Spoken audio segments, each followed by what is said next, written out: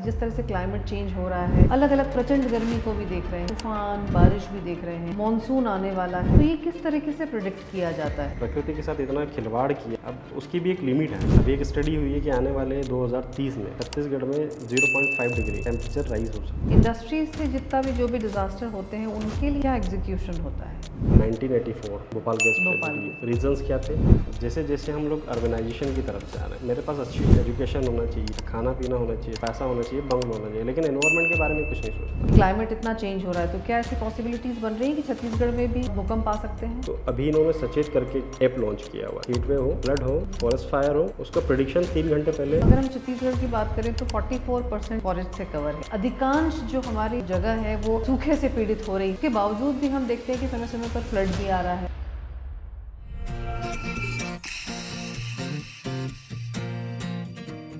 आजकल हम जिस एरा में रह रहे हैं वहाँ हम बात करते हैं टेक्नोलॉजी, एआई और फ्यूचरिस्टिक प्लान्स और मशीन्स की, लेकिन साथ ही ये ज़रूरी है कि हमें अपने प्राकृतिक संसाधनों और प्रकृति को भी सहेज के रखने की ज़रूरत है। हालांकि इस दिशा में समाज और देश अपना काम कर रहे हैं और काफ़ी अवेयरनेस भी आई है, लेकिन एक जागरूक नागरिक होने के कारण हमें और आपको भी ये अपनी जिम्मेदारी समझना चाहिए और अपनी भागीदारी सुनिश्चित करनी चाहिए कि हम अपनी प्रकृति और अपने प्राकृतिक संसाधनों को बचाएं, क्योंकि उनके विनाश से या उनसे विमुख होकर हम अपने लिए ही परेशानी को क्रिएट कर रहे हैं। आज के यूज़ के पॉडकास्ट में हम इसी विषय पर बात करेंगे और हमारे साथ हैं छत्तीसगढ़ के disaster management consultant mister Jitendra Solanki. Welcome to unscripted Zindagi with Kirti podcast Jitendra ji. Thank you ma'am. आप जैसे आप कह रहे थे, आपका जब इंट्रोडक्शन हमने दिया तब ये कहा कि आप छत्तीसगढ़ के डिज़ास्टर मैनेजमेंट के कंसल्टेंट हैं। जी मैम। डिज़ास्टर मैनेजमेंट ये टर्म बहुत सुनने में तो आती है, लेकिन इतनी ये ब्रॉड है कि इसको अंदाज़ा लगा पाना थोड़ा मुश्किल है।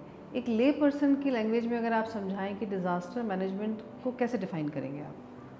बेसिकली अगर बात की जाए डिज़ास्टर मैनेजमेंट की एक कॉमन ह्यूमन बींग्स पर्पज से, तो लाइक बेसिकली 2 टाइप्स का होता है, एक तो नेचुरल और मैनमेड। तो नेचुरली तो आपने देखा होगा कि छत्तीसगढ़ में फ्लड हो चुका है, फॉरेस्ट फायर है, हीट वेव है, लाइक साइक्लोन्स, तूफान। और मैनमेड की अगर बात की जाए तो जैसे इंडस्ट्रियल्स है, रोड एक्सीडेंट्स है, इवन जो प्लास्टिक्स का हम लोग यूज़ करके जो रोड्स पे फेंक देते हैं उनको जानवर खा रहे हैं, फिर वही प्लास्टिक्स हमारे ब्लड सर्कुलेशन हमारे खाने में आ रहे हैं, तो that is type of manmade disaster. मतलब बेसिकली कहा जाएगा तो एक तरह का एक हेल्थ पे इम्पैक्ट और जिससे ह्यूमन को लॉस होता है, उसकी प्रॉपर्टीज़ को डैमेज होती है, उसे हम लोग डिज़ास्टर कहते हैं। अभी जैसे मौसम बदलता रहता है, जैसे अब गर्मियाँ अभी चल रही हैं और इस तरह की गर्मी अक्सर अभी देखी नहीं जा रही थी। जिस तरह से क्लाइमेट चेंज हो रहा है, हम अलग अलग प्रचंड गर्मी को भी देख रहे हैं। इवन गर्मी में भी तूफान बारिश भी देख रहे हैं, मॉनसून आने वाला है। जनरली हम लोग न्यूज़ में या पेपर में सुनते पढ़ते हैं कि मॉनसून इस बार जल्दी आने वाला है या देर से आएगा, ज़्यादा होगा, कम होगा। तो ये किस तरीके से प्रेडिक्ट किया जाता है?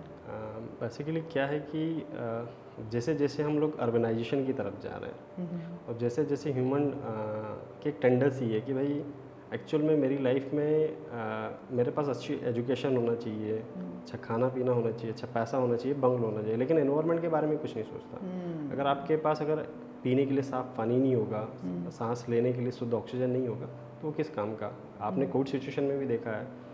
तो कोविड सिचुएशन में जब हम लोग देख रहे थे तो जब सारी एक्टिविटीज़ क्लोज थी तो नेचर ने अपने आप को रिहेबिलेट कर लिया था।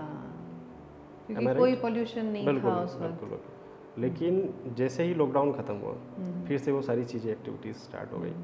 तो लाइक हम लोगों ने प्रकृति के साथ इतना खिलवाड़ किया, इतना दोहन किया है कि अब उसकी भी एक लिमिट है सहन करने की। तो प्रकृति अपने आप को फिर से रीबिल्ड कर रही है, इस कारण ये इवेंट्स सबसे ज़्यादा हो रहे हैं। जैसे जो जितना भी टेम्परेचर जनरेट होता है तो उसमें से 50% जो नेचर है, तो नेचर मतलब कि आई थिंक वो शील्ड बनती होगी कुछ गैसेस की। तो सन से हमारे पास जो टेम्परेचर आ रहा है, लाइक 100% जो टेम्परेचर आता है उसका 50% हमारी पृथ्वी की 2 लेयर्स हैं, एक ओजोन परत है और जो अन्य गैसेज हैं इनकी लेयर्स हैं, वो एक्चुअल में क्या करती है कि इनको रोक देती है और 50% टेम्परेचर को बाहर के वातावरण में रोक देती है और उनको बाहर के वातावरण में जाने देती है। तो उससे क्या होता है कि जो टेम्परेचर अगर डायरेक्टली हमारे ऊपर आता तो जो पृथ्वी का जो इकोसिस्टम है, लाइक जैसे ग्रीनरी है या हम लोग सर्वाइव कर रहे हैं या अन्य जो एनिमल्स है या ह्यूमन बींग्स है, ये सर्वाइव नहीं कर सकते।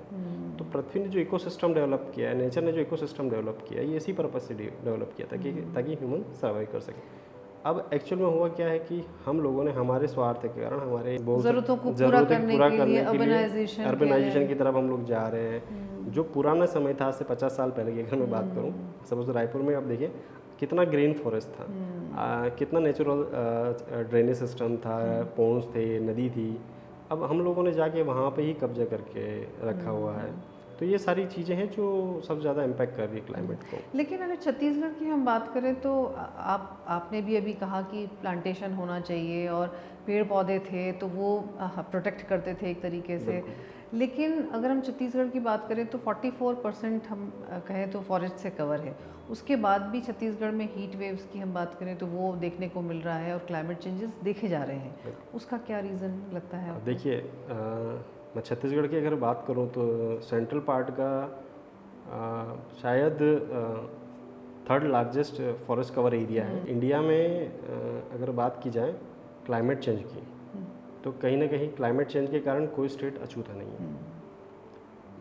मैं एग्री कर रहा हूँ कि 44% हमारा ग्रीन बेल्ट है, लेकिन अभी देखा जाए तो जो हमारे नियर बाय स्टेट्स है, चाहे हम झारखंड की बात करें, चाहे हम महाराष्ट्र की बात करें, चाहे हम मध्य प्रदेश की बात करें, चाहे उड़ीसा की बात करें, इनके ऊपर अगर क्लाइमेट का इम्पैक्ट हो रहा है तो धीरे धीरे उसका इम्पैक्ट हमारे यहाँ पे भी हो रहा है। लेकिन अभी देखा जाए तो जिस तरीके से एनवायरनमेंट बचाने के लिए मुहिम चल रही है, सारे देश, पूरा वर्ल्ड इस तरह से अवेयर हो गया है और बहुत इस डायरेक्शन में काम भी हो रहा है। अगर हम प्लांटेशन को अब छोड़कर अगर हम नेचुरल जो डिज़ास्टर्स हैं उसके ऊपर अगर हम आएँ, अगर हम ओवरऑल फ्लड की बात करें, जैसे डिज़ास्टर में अगर हम नेचुरल डिज़ास्टर की बात करें तो अर्थक्वेक हो सकता है, फ्लड हो सकता है, ड्रॉट हो सकता है। तो फ्लड आने के रीज़न क्या होते हैं? चूँकि जबकि अधिकांश जो हमारी जगह है वो सूखे से पीड़ित हो रही है, हम वाटर को कंजर्व कर रहे हैं, उसके बावजूद भी हम देखते हैं कि समय समय पर फ्लड भी आ रहा है। तो ये कैसे पॉसिबल है? तो जैसे अगर फ्लड की बात की जाए, मैं रायपुर सिटी की ही बात करूँ, 25 ईयर्स जब से स्टेट बना है, जब से कैपिटल बनी है, तो पिछले 25 ईयर्स में 10 टाइम्स यहाँ पे अर्बन में फ्लड आया है। अच्छा। अब फ्लड आने के सबसे बड़ा रीज़न ये था कि एक तो जो हमारा नेचुरल ड्रेनेज सिस्टम था उसको कहीं ना कहीं हम लोगों ने डिस्ट्रॉय कर दिया, पहली चीज़। दूसरा रीज़न ये था कि जहाँ से हम लोग वाटर का कंजर्वेशन कर सकते थे, जहाँ से पानी रिलीज़ होता था नदियों में, वहाँ पे हम लोगों ने सड़कें बना दी। तीसरा रीज़न ये कि सबसे बड़ा कि एक क्लाइमेटिक कंडीशन, मौसम में एकदम अचानक से परिवर्तन होना। अब पहले 5-5, 6-6 दिन बारिश भी होती थी, फिर भी बाढ़ की इतनी समस्या नहीं होती थी। लेकिन अभी अचानक से 2 से 3 घंटे अगर बारिश गिरती है और इतना पानी गिरता है तो बाढ़ आई जाती है। तो ये बेसिकली सारे रीजंस हैं। तो इनको मिटिगेट करना बहुत ज़रूरी है, इन पे फोकस करना हमें बहुत ज़रूरी है। सेंट्रल गवर्नमेंट ने एक प्रोजेक्ट लॉन्च किया है, national urban flood risk mitigation project. Basically अभी हम लोग रायपुर में उसको इम्प्लीमेंट करने वाले हैं। विद इन 1 ईयर या 2 ईयर में स्टार्ट हो जाएगा। तो उसमें बेसिकली हमारा फोकस ही यही है कि कैसे रायपुर जो हमारी जो कैपिटल है आने वाले समय में डेवलपिंग स्टेज पे है, और हो सकता है इन केस फ्यूचर में ये इंडिया का सबसे बड़ा आईटी सेंटर्स भी बने या सबसे बड़ा इंडस्ट्रियल बेल्ट डेवलप हो। तो यहाँ पे कैसे हम लोग फ्लड को कम करेंगे, कैसे हम लोग नेचुरल सिस्टम को रिस्टोर करेंगे, उस पर हम लोग उस पर फोकस करेंगे। अगर हम हीट वेव्स की जैसे अभी हमने बात की, जब गर्मियाँ होती हैं तो लू बहुत चलती है, और जब बारिश होती है तो ये फ्लड आता है, या आंधी तूफान भी हम देखते हैं कि बारिश के समय बहुत हवाएं चलती हैं, तेज़ हवा तूफान देखा जाता है। और अगर सर्दियों की बात करें तो ऑफकोर्स छत्तीसगढ़ में तो नहीं, लेकिन बहुत सारे ऐसे नॉर्थ की हम बात करें या बहुत सारे स्टेट्स हैं वहाँ पर शीतलहर चलती है कि कोल्ड वेव्स चलती हैं। तो इन तीनों का क्या रीज़न है? अगर लू को हम बोले तो लू है क्या? बेसिकली इसका एक टेक्निकल टर्म है, इसका एक डेफिनेशन है कि भारतीय मौसम विज्ञान विभाग IMD इंडियन मेट्रोलॉजिकल ने डिफ़ाइन किया हुआ है कि जो मैदानी इलाके हैं अगर वहाँ पे टेम्परेचर 40 डिग्री से अबव जाता है, मतलब 5 डिग्री तक, और पहाड़ी क्षेत्र लाइक जैसे उत्तराखंड हो गया, हमारा हिमाचल बेल्ट हो गया, या लाइक नॉर्थ ईस्ट का रीजन है, तो यहाँ पे अगर 30 डिग्री से अबव अगर टेम्परेचर जाता है लाइक 35 तक, तो उस कंडीशन में हम लोग उसको हीट वेव डिक्लेयर करते थे। लेकिन इसके लिए 2 टर्म्स है। पहला तो ये कि भाई 5 डिग्री से नॉर्मल टेम्परेचर से 5 डिग्री प्लस होना चाहिए। सेकंड थिंग ये कि ये 2 से 3 दिन लगातार होना चाहिए, तब जाके ये हीट वेव डिक्लेयर होता है।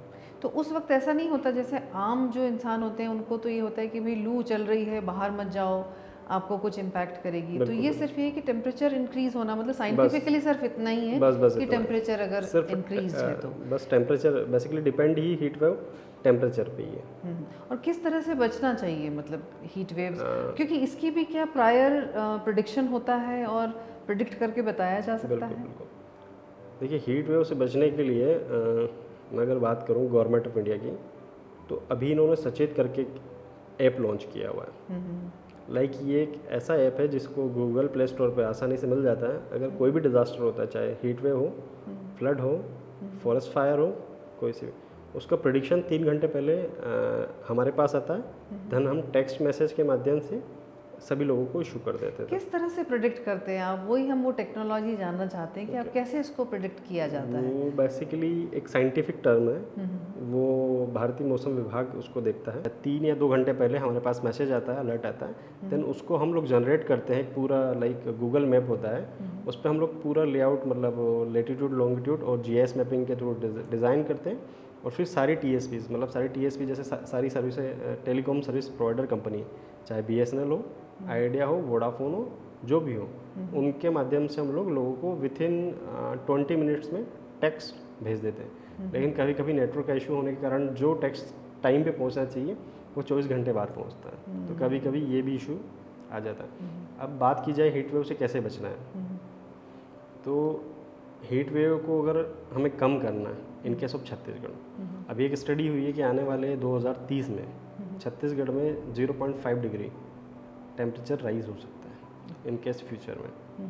तो इसको अगर हमें मैनेज करना है तो हमें बेसिकली नेचुरल इकोसिस्टम पे ध्यान देना पड़ेगा। Natural ecosystem in the sense कि हम अर्बनाइजेशन तो कर रहे हैं, अब छत्तीसगढ़ की जो जलवायु है उसके अकॉर्डिंग अगर हम लोग ट्रीज़ नहीं लगाएंगे, लाइक कैसे, जैसे साउथ पार्ट की अगर मैं बात करूँ तो समुद्र के किनारे नारियल के पेड़, सुपारी के पेड़ सफिशिएंट है, ठीक है, क्योंकि वहाँ की क्लाइमेटिक कंडीशन है। अगर वही नारियल के पेड़ अगर आप छत्तीसगढ़ में लगाएंगे दे कैन नॉट सर्वाइव। तो लाइक हमें जो हमारे पुराना इकोसिस्टम था लाइक बनियान ट्रीज, आम के या फिर नीम के, इन चीज़ों को लेके आना पड़ेगा। इसकी हैबिट जब तक हम लोग नहीं करेंगे तब तक ये पॉसिबल नहीं है। और हीट वेव से अगर एक जो नॉर्मल इंसान है उसको बचना है तो सबसे बड़ा यही होता है कि वो अपने आप को लाइक टाइम टू टाइम पानी पिए, ठंडा कुछ खाएं, आम का पन्ना है उसका वो यूज़ करें। इसके अलावा घर में अगर जो पीक आवर्स हैं उसमें बाहर ना निकले, पीक आवर्स में वो बाहर ना निकले। आपने शुरुआत में कहा था कि कुछ डिजास्टर्स तो नेचुरल होते हैं और कुछ मैन मेड डिजास्टर्स भी होते हैं, जैसे कि हम इंडस्ट्रियलाइजेशन की बात करें तो इंडस्ट्रीज से जितना भी जो भी डिजास्टर होते हैं उनके लिए आपकी क्या स्ट्रैटेजी होती है, किस तरह का रिलीफ और क्या एग्जीक्यूशन होता है? आप जानते होंगे वर्ल्ड का सबसे बड़ा disaster 1984 Bhopal gas tragedy, methyl isocyanates. Reasons क्या थे? सेफ्टीज मेजर्स के ध्यान नहीं दिए गए, ऊपर से जो टेम्परेचर्स था गैस को मैनेज करने के लिए, लाइक बिजली के बिल को बचाने के चक्कर में उन्होंने टेम्परेचर पे ध्यान नहीं दिया। और रीज़न क्या हुआ? पूरे भोपाल के आसपास सेम चीज़ें अभी हर स्टेट में हो रही है। तो इंडस्ट्रियल एक्सीडेंट की अगर मैं बात करूँ तो सबसे बड़ा रीज़न यही है कि जो इंस्ट्रक्शंस हम लोग इशू करते हैं रिटर्न में, उनका इंडस्ट्रीज़ में फॉलो होता है लेकिन उस लेवल पे नहीं होता, पहली चीज़। सेकंड थिंग ये रहती कि हम लोगों ने इसकी एक एसओपी भी डेवलप की है, like SOP in the sense की स्टैंडर्ड ऑपरेटिंग प्रोसीजर्स। लाइक कि अगर इंडस्ट्रियल में अगर कहीं पे एक्सीडेंट होता है तो फायर डिपार्टमेंट कैसे मूव करेगा, इंडस्ट्रीज़ कैसे वर्क करेगी, like industries in the sense कि like on site off site plan. अब ऑन साइट तो एक इंडस्ट्रीज़ का हम लोगों ने रेगुलेट कर दिया कि भाई इंडस्ट्रीज़ का खुद का एक डिजास्टर मैनेजमेंट प्लान होना चाहिए, ताकि अगर कोई इंसिडेंट हो तो उनका पूरा इवैक्यूएशन सिस्टम, फायर सिस्टम और उनके जो स्टाफ है वो ट्रेंड रहे।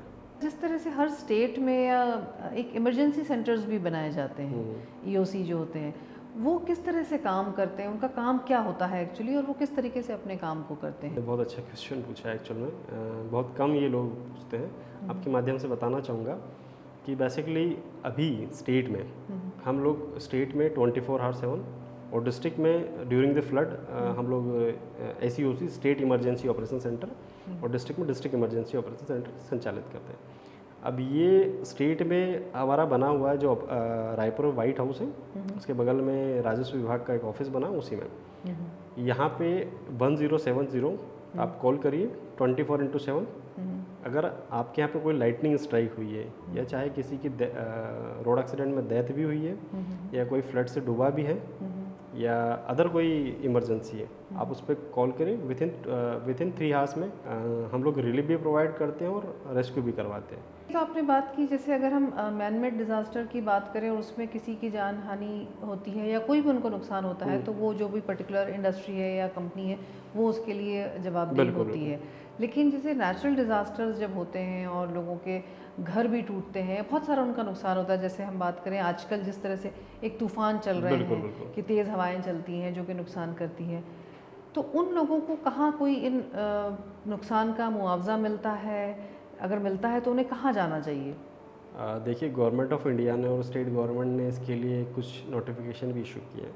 अगर सपोज़ किसी पर्सन की अगर डेथ हो जाती है उसकी फैमिली में, जिस पे पूरी फैमिली डिपेंडेंट थी, या उसके हाउस का अगर डैमेज हो जाता है नेचुरल डिज़ास्टर या चाहे मैन मेड डिज़ास्टर हो, दोनों की बात कर रहा हूँ, तो वो बेसिकली एक आवेदन देके आवेदन बना के सादे कागज़ पे जो लोकल पटवारी है गांव का या जो लोकल वार्ड प्रतिनिधि है वहाँ पे एक आवेदन दे। उसी आवेदन जब वो आवेदन वहाँ से रिव्यू होने के बाद तहसील ऑफिस में आता है, तहसील ऑफिस से वो डिस्ट्रिक्ट में आता है, देन फिर उसका हम लोग फंड रिलीज़ कर देते थे। अगर वो पटवारी के पास जाना उसके लिए पॉसिबल नहीं तो वो तहसील ऑफिस में भी कांटेक्ट कर सकता है, देन डिस्ट्रिक्ट एडमिनिस्ट्रेशन में भी कांटेक्ट। आपदा मित्र करके भी काफ़ी एक टर्म सुनने में आता है, बिल्कुल। तो ये क्या है और ये किस तरह से काम करता है? आपदा मित्र की अगर मैं बात करूँ तो one of the biggest scheme of the government of India, इसमें ऐसा है कि लगभग पूरे भारत में 100 डिस्ट्रिक्ट में ये 1 लाख वॉलंटियर्स तैयार कर रहे हैं। अब इसके पीछे 1 लाख वॉलंटियर्स तैयार करने का रीज़न ये है कि जो आम जनता है, डिज़ास्टर में फर्स्ट रिस्पॉन्डर यही होते हैं, एडमिनिस्ट्रेशन बाद में आता है। बिल्कुल। तो जब हम इन लोगों को अगर आपदा से बचने के लिए तैयार कर देंगे तो जो एडमिनिस्ट्रेशन का काम होता है लाइक प्लानिंग, रिलीफ, रिकन्स्ट्रक्शन या रिहेबिलिटेशंस का, उसमें दिक्कत नहीं आएगी। तो उसी टर्म्स में इसको डेवलप किया गया। अब छत्तीसगढ़ में अगर मैं बात करूँ तो आपदा मित्र पिछले 2002-3 साल से चल रही है। अभी हम फर्स्ट फेज़ कंप्लीट कर चुके हैं। अभी आपदा मित्र थी, अब युवा आपदा मित्र करके एक नई स्कीम आ गई। अगर हम जैसे नेचुरल डिज़ास्टर की बात हमने बाकी सारी तो की, लेकिन हम एक चीज़ को भूल गए कि अर्थक्वेक। ऑल्दो छत्तीसगढ़ में अर्थक्वेक क्योंकि लैंड लॉक एरिया है तो यहाँ अर्थक्वेक्स देखे नहीं जाते हैं, लेकिन क्या रीज़न है कि अर्थक्वेक्स आते हैं और हमारे यहाँ पर नहीं आते, या फ्यूचर में ऐसा क्योंकि क्लाइमेट इतना चेंज हो रहा है, तो क्या ऐसी पॉसिबिलिटीज़ बन रही है कि छत्तीसगढ़ में भी भूकंप आ सकते हैं? देखिए, छत्तीसगढ़ की जियोग्राफिकल कंडीशन की अगर बात की जाए तो हम 2 जोन में आते हैं, जोन 2 और जोन 3। तो जोन 2 में बेसिकली हमारा बस्तर का बीजापुर की भोपालपट्टनम तहसील, जो कि गढ़चिरौली और महाराष्ट्र से लगा हुआ है, वो बेल्ट सबसे रिस्की है। इसके अलावा अगर बात की जाए सरगुजा बेल्ट में छत्तीसगढ़ की, तो हमारा सरगुजा, कोरिया और रायगढ़ ये जोन 2 में आता है। रिसेंट में अभी ये हुआ कि 2022 में लगभग 4.9 तीव्रता का एक भूकंप आया था, जिसकी डेंसिटी थी लगभग 200 किलोमीटर्स के आसपास, और उससे इतना इम्पैक्ट तो नहीं हुआ।